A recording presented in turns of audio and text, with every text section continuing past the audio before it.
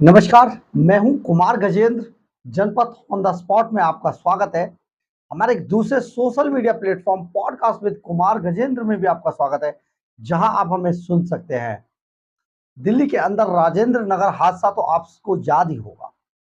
यह हादसा आम आदमी पार्टी सरकार की नाकामियों का एक सबसे बड़ा जीता जाता सबूत है। इससे ठीक 2 दिन पहले नीलेश राय नाम का एक छात्र पीजी के गेट से बिजली के करंट से मारा गया। बड़ी दर्दनाक मौत थी, सबके दिल हिल गए। लेकिन उसके 2 दिन बाद जो ये हादसा हुआ, उसने और पूरी दिल्ली को झकझोर कर रख दिया। आखिर दिल्ली कब तक ये सब दंश झेलती रही? केजरीवाल एंड कंपनी काम कुछ करती नहीं है, दूसरों पर पल्ला झाड़ती है, किसी के खिलाफ कोई कार्रवाई नहीं करती, किसी के खिलाफ कोई बात नहीं करती, किसी के खिलाफ किसी तरीके की चीजें, सिर्फ और सिर्फ माल इकट्ठा करने में लगे हुए हैं। आम आदमी पार्टी के जो विधायक है दुर्गेश पाठक, उन पर कई बार आरोप लगे हैं, बड़ा माल जमा करने पे लगे हुए हैं। केजरीवाल के लिए कर रहे हैं या अपने लिए कर रहे हैं, ये तो बात की बात है। लेकिन आज केजरीवाल की सबसे नजदीकी सहयोगी मानी जाने वाली स्वाति मालीवाल ने अरविंद केजरीवाल को धोकर रख दिया। राज्यसभा में सांसद संजय सिंह और राघव चड्ढा के पीछे की लाइन में बैठी स्वाति मालीवाल ने आज अरविंद केजरीवाल की पूरी पोल खोल के रख दी। केजरीवाल के भ्रष्टाचार की पोल खोल के रख दी, केजरीवाल सरकार की पोल खोल के रख दी, और केजरीवाल की जो एमसीडी के अंदर जो सरकार है उसकी पोल खोल कर सब देखते रह गए।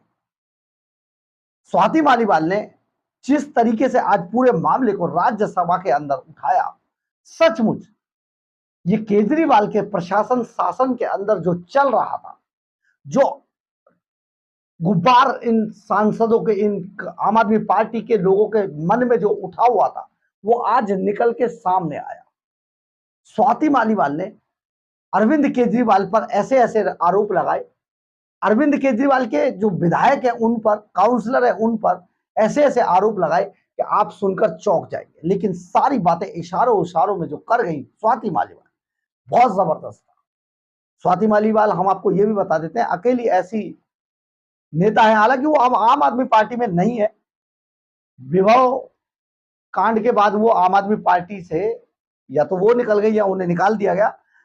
अब वो आम आदमी पार्टी की नुमाइंदगी नहीं करती है। लेकिन सबसे बड़ी बात यह है कि आम आदमी पार्टी के अंदर क्या चल रहा था, उससे जिस तरीके से अच्छी नीति और निर्णयों के जो लोग थे, अच्छी सोच के जो लोग, वो कितने परेशान थे, ये दिखाई देता है।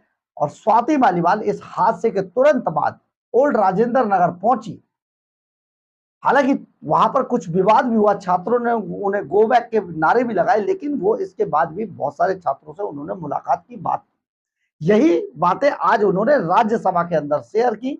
और आम आदमी पार्टी को जिस तरीके से धोया है, सचमुच अरविंद केजरीवाल अगर अंदर देख रहे होंगे तो वो तिल मिला गए, क्योंकि बात सच थी और अरविंद केजरीवाल को सच सुनने की बिल्कुल आदत नहीं है। एक बार राज्यसभा में स्वाति मालीवाल को देखिए। सर, पिछले 7 दिनों में दिल्ली देश की राजधानी में यूपीएससी की तैयारी करते हुए कई छात्रों की मौत हुई है। 4 छात्रों की मौत हुई है और मैं ये मानती हूँ कि ये मौत नहीं है, हत्या है। सर, हमने देखा किस तरीके से पटेल नगर में एक छात्र, नीलेश राय नाम उसका था, वो लड़का अपने घर के बाहर खड़ा था और वहाँ पर पानी भर गया और इस कारण से जैसे ही उसने गेट पकड़ने की कोशिश करी, उसका करंट लग के उसी वक्त मौत हो गई। 2 दिन पहले राजेंद्र नगर में बुरी तरीके से 3 बच्चे डूब के मर गए। वो सिर्फ अपनी लाइब्रेरी में, अपने कोचिंग सेंटर की लाइब्रेरी के बेसमेंट में बैठे थे, पढ़ाई करने की कोशिश कर रहे थे, सामने पानी भरा और वो पानी उनके कमरे के अंदर आ गया, बेसमेंट में आ गया और 2 मिनट में तीनों के तीनों डूब के मर गए। सर, मैं कल वहाँ गई थी और मैंने उन परिवारों से मैं मिली, उन 2 लड़कियों के परिवारों से मिली जिनकी जान गई है। उनमें से एक लड़की सर श्रेया थी, 25 साल की थी, अंबेडकर नगर से सर यहाँ दिल्ली आई थी पढ़ने के लिए। उसके पिताजी किसान हैं उन्होंने बहुत संघर्ष कर कर उसको दिल्ली भेजा था। उनका एक ही सपना था कि मेरी बेटी आईएएस अफसर बनेगी, मेरी बेटी इस देश का नाम रोशन करेगी। सर, हम देखते हैं कि किस तरीके से इस देश में ऐसी बहुत बेटियां हैं जिनको ये सहूलियत नहीं मिल पाती, जो अपने सपने नहीं पूरे कर पाती। ये किसान परिवार अपनी बेटी को इतनी दूर दिल्ली एक सपने के साथ भेजता है और वो सपना डूब गया। इसी तरीके से तान्या जो 21 साल की थी, नवीन भी जो केरला से था, तान्या सिकंदराबाद से थी। सर, दोनों के दोनों डूब गए। कौन जिम्मेदार है? सर, आज दिल्ली देश की राजधानी में पूरे देश से, अलग अलग कोनों से गरीब परिवारों से सर लोग आते हैं, बच्चे आते हैं यहाँ पर आईएएस ऑफिसर बनने का सपना देखकर। सर, वो सिर्फ अपने लिए नहीं आते, वो एक ऐसा सपना लेकर आते हैं कि हम इस देश की गवर्नेंस में बदलाव लाएंगे, हम भ्रष्टाचार खत्म करेंगे, हम अपने गांव का, हम अपने शहर की स्थिति सुधारेंगे। और सर, इन बच्चों के साथ ऐसा होता है, किसी की कोई जवाबदेही नहीं है। सर, हम ये देखते हैं, मैंने कल जाके देखा राजेंद्र नगर में हर दूसरे घर में इस तरीके का सेंटर खुला हुआ है, इलीगल सेंटर्स खुले हुए हैं। तो इन इलीगल सेंटर्स को कैसे खोला जा रहा है? आप देखिए, अगर कोई भी अपना दिल्ली में कोई घर बनाता है, अगर घर में थोड़ा सा भी कंस्ट्रक्शन ज्यादा हो जाता है, तुरंत एमसीडी वाले आ जाते हैं, तुरंत वहां पे वो हल्ला करते हैं और इतना बड़ा इलीगल सेंटर पे सेंटर बने जा रहे हैं और किसी को पता ही नहीं चला। तो बहुत बड़े भ्रष्टाचार का मामला है जो आपके माध्यम से मैं यहाँ पे पेश करना चाहती हूँ। सर, हमें ये भी देखने को मिलता है कि थोड़ी सी बारिश होती नहीं और दिल्ली में कई इलाकों में ऐसा हाल हो जाता है कि नाव लेकर निकलना पड़ जाए लोगों को। तो ड्रेनेज सिस्टम को कौन साफ करेगा? क्या दिल्ली सरकार और एमसीडी की कोई जिम्मेदारी नहीं है? सर, मैं ये आपके माध्यम से सर मैं 3 डिमांड रखना चाहती हूँ। सर, सबसे पहले ये जो एफआईआर हुई है, इस एफआईआर में उन कोचिंग के सेंटर के जो लोग हैं उनको पकड़ लिया है पुलिस ने। सर, लेकिन ये जो अधिकारी हैं और चुने हुए रिप्रेजेंटेटिव्स हैं, उनकी जिम्मेदारी कौन सेट करेगा? सर, आप देखिए, वहां पे मुझे बताया गया, बच्चों ने मुझे बताया कि किस तरीके से उन्होंने कंप्लेंट्स लिखी थी, पार्षद को लिखी थी, एमएलए को लिखी थी और कोई एक्शन नहीं हुआ। तो जो एफआईआर हुई है उसमें पूरी तरीके से जांच होनी चाहिए और ये जितने भी अधिकारी हैं इन सब के ऊपर सख्त से सख्त कार्रवाई होनी चाहिए। एक ऐसा मैसेज देना चाहिए कि आगे किसी की हिम्मत ना हो इस तरीके का लापरवाही या भ्रष्टाचार करने की। सर, दूसरी बात, सर, ऐसे मौकों पर कोई क्या ही मुआवजा देगा? एक परिवार जिसने अपनी बेटी खो दी, जिसने अपना बेटा खो दिया, सर, उसके लिए तो सब कुछ खत्म हो गया। मैं कुछ भी कह दूं, हम सब मिलके कुछ भी संवेदना प्रकट कर दें, हम उनका कोई भी खामियाजा नहीं कर सकते, हम उनकी संवेदना प्रकट ही नहीं कर सकते। सर, वो इतनी पीड़ा में है। लेकिन दिल्ली सरकार का फर्ज बनता है कि 1-1 करोड़ का कॉम्पनसेशन एक बच्चे को मिलना ही चाहिए। तीसरी बात, सर, हम ये देखते हैं इतने सालों से यूपीएससी की तैयारी करने के लिए दूर दूर जगहों से दिल्ली में बच्चे आते हैं, पर अभी तक दिल्ली सरकार ने इस तरीके के पीजीज को, इस तरीके के कोचिंग सेंटर्स को रेगुलेट करने के लिए कोई कानून नहीं बनाया। यूपीएससी की तैयारी करते हुए जो बच्चे हैं या बाकी एग्जाम्स की तैयारी करते हुए जो बच्चे हैं, उनके वेलफेयर के लिए कोई स्कीमें नहीं बनी है, कोई गाइडलाइंस नहीं है। ये सारी की सारी गाइडलाइंस होनी चाहिए।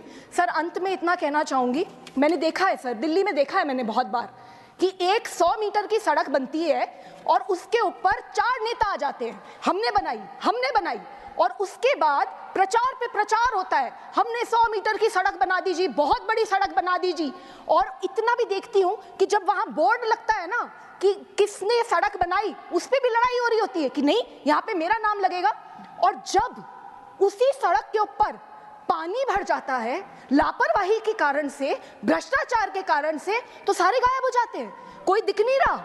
मैं कल वहां गई, मुझे बड़ी पीड़ा है इस बात की कि अभी तक दिल्ली सरकार का कोई भी मंत्री, दिल्ली सरकार का एमसीडी का कोई भी इलेक्टेड रिप्रेजेंटेटिव, कोई भी ऑफिसर इन परिवारों से नहीं मिला है। सर, आपसे यही रिक्वेस्ट है, sir please give justice. Sir, आपने देखा होगा कि स्वाति मालीवाल ने किस तरीके से केजरीवाल एंड कंपनी को धो डाला। उन्होंने मांग की और उनकी मांग ये जायज थी कि जरा सा दिल्ली के अंदर आप अपने घर के अंदर कंस्ट्रक्शन करने बैठ जाइए, एमसीडी के लोग तुरंत पहुंच जाते हैं, बेलदार हो, उनके चमचे हो, उनके चंपू हो, उनके दलाल हो, आपसे पैसा मांगने तुरंत आ जाएंगे। लेकिन इतने बड़े बड़े कोचिंग सेंटर खड़े हो गए, इतनी बड़ी बिल्डिंग हो गई, खड़ी हो गई, इतना बड़ा बेसमेंट बना दिया गया, कोई अधिकारी नहीं आया था। फायर सेफ्टी के क्या इंतजाम थे जो दिल्ली सरकार के अंडर में आता है? कई सवाल अपने पीछे ये हादसा छोड़ गया है। लेकिन सबसे बड़ा सवाल है उन माता पिताओं का क्या होगा जिनके बच्चे अब चले गए, जो बहुत होनहार थे, जो कुछ बनने के लिए आए थे। उन्होंने उत्तर प्रदेश के श्रेया श्रेया जो छात्रा इस दुनिया में नहीं है, उनका जिक्र किया कि उनके पिता किसान है, बड़ी मुश्किल से उन्होंने अपनी बेटी को बनने के लिए भेजा था। लेकिन उनकी बेटी के साथ क्या होगा, आज उस परिवार का क्या है? उन्होंने ये मांग की कि जो एफआईआर दर्ज की गई है वो केवल और केवल जो इंस्टीट्यूशंस के जो मालिक हैं या जो मैनेजमेंट है उनके खिलाफ की गई, जबकि ये एफआईआर सचमुच एमसीडी के अधिकारियों के खिलाफ होनी चाहिए थी, ये इलाके के लोकल एमएलए के खिलाफ होनी चाहिए थी, काउंसलर के खिलाफ होनी चाहिए थी, मेयर के खिलाफ होनी चाहिए। उन्होंने डिमांड की कि ये एफआईआर में इन लोगों को भी शामिल किया जाना चाहिए। और उन्होंने हर परिवार, अभी तक आम आदमी पार्टी ने कुछ नहीं बोला, हर परिवार को, पीड़ित परिवार को 1-1 करोड़ रुपए का मुआवजे की भी मांग। ये स्वाति मालिवाल सचमुच इनमें लड़ने का बहुत दम है, और ये जब लड़ती हैं तो सचमुच ये बहुत गजब लड़ती है। और अब ये अपनी ही उस पार्टी के खिलाफ लड़ रही है जिस पार्टी की वजह से आज ये यहां तक पहुंची है। लेकिन क्यों? क्योंकि इनकी विचारधारा को ठेस पहुंची है, क्योंकि अरविंद केजरीवाल जैसे धोखेबाज आदमी के साथ इनकी ऐसे लोगों की बिल्कुल नहीं पट सकती। आप ये समझिए कि हादसा जब होता है तो उसमें कई बार मन ही मन इंसान रोता है, क्योंकि हादसा जिन मजबूरियों के कारण हुआ है, जो इसके लिए सचमुच जिम्मेदार हैं, जब उनको बचाए जाने की कोशिश की जाने लगती है तो सामने वाला अपने आप को रोक नहीं पाता। और स्वाति मालीवाल से ज्यादा इस बात को कौन जानता है? विभव, जिसने उनके साथ इतनी बड़ी वारदात को अंजाम दिया था, उस विभव को अरविंद केजरीवाल बचा रहे थे। तो ये स्वाति मालीवाल आज राज्यसभा के अंदर बोली और उन्होंने अरविंद केजरीवाल की पोल खोल कर रखी, एक एक बखिया उधेड़ दी। अरविंद केजरीवाल के जो 2 चट्टे बट्टे थे वो सुनते रह गए, 2-3 जो भी राज्यसभा के अंदर थे, उनको समझ नहीं आ रहा था क्या करें, क्योंकि संजय सिंह इससे पहले झूठ बोल चुके थे, बड़ा बड़ा झूठ। कई किलोमीटर पाइपलाइन है, 99.6% अनधिकृत कॉलोनियों के अंदर भेज दिए, सब कुछ झूठ, एक भी चीज सच नहीं, हर चीज झूठ, झूठ फैलाया गया। तो अरविंद केजरीवाल को अब उन्हीं के लोग जिस तरीके से पूरी उनकी पोल पट्टी खोलने में लगे हैं, उनको फांसी के फंदे तक ले जाने में लगे हुए हैं, उन्हें जेल के सिकंजों के पीछे तक ले जाने में लगे हैं, ये अपने आप में देखने वाली बात है, क्योंकि अब केजरीवाल बच नहीं पाएंगे। आप समझिए, बिना एमएलए, बिना काउंसलर, बिना एमसीडी अधिकारी, इनके बिना इतनी बड़ी बिल्डिंग, इतना बड़ा बेसमेंट कैसे बन सकता है? उन्होंने ये भी डिमांड की कि दिल्ली के अंदर सभी पूरे देश से, दुनिया से लोग बच्चे पढ़ने आते हैं, यहाँ पर हजारों की तादाद में कोचिंग सेंटर खुल रहे हैं और रोज खुलते जा रहे हैं, लेकिन उनके लिए दिल्ली सरकार ने कोई गाइडलाइंस नहीं बनाई। इसके लिए कौन जिम्मेदार है? दिल्ली सरकार को सोचना चाहिए था ना, लेकिन दिल्ली सरकार को घोटालों से फुर्सत मिले तब ना। कोई गाइडलाइन नहीं, कोई नियम कानून नहीं, जिसको जहां मन आया वहां पर उसने कोचिंग सेंटर शुरू किया और बस बच्चों को पढ़ाना शुरू कर दिया, चाहे हादसा कुछ भी हो जाए। आपने देखा होगा मुखर्जी नगर के अंदर कितने बड़े बड़े हादसे हुए, लेकिन सिर्फ जब तक हल्ला मचता है, जब तक हादसे मामला गर्म रहता है, कुछ दिन बाद सब भूल जाते हैं। इस ओल्ड राजेंद्र नगर हादसे का भी यही हश्र होने वाला है। लेकिन स्वाति मालीवाल ने आज सचमुच जिस दिलेरी से इस बात को कहा है, आरोप लगाए हैं, अपने आप में अरविंद केजरीवाल को डूब के मर जाना चाहिए था। शायद उन्हें जरूर सोचना चाहिए था कि वो किस गलत रास्ते पर जा रहे हैं, परंतु शीश महल में रहने वालों को शर्म नहीं आती है। बहरहाल, अगर आपको हमारी खबर अच्छी लगे तो आप इसे लाइक, सब्सक्राइब और शेयर जरूर करें। कमेंट्स बॉक्स में अपनी राय जरूर लिखें, इससे हमें बहुत बहुत बहुत ऊर्जा मिलती है। और अगर आप हमारे चैनल पर नए हैं तो हमारे चैनल को ज्वाइन करना ना भूलें। और अगर आप हमें आर्थिक रूप से मदद करना चाहते हैं तो हमें आप QR कोड को स्कैन करके या फिर हमारे सुपर थैंक्स बटन को दबा हमें आर्थिक रूप से मदद भी कर सकते हैं। एक बात और, अगर आप हमारे बारे में, हमारे चैनल के बारे में, हमारी खबरों के बारे में किसी तरीके की कोई राय रखते हैं तो आप प्लीज़ अपनी राय कमेंट्स बॉक्स में ज़रूर लिखें। कई बार हम आपकी राय से अपनी राय बनाते हैं, कई बार आपकी राय को हम अपनी खबरों में आपके नाम के साथ शामिल करते हैं। जय हिंद, जय भारत।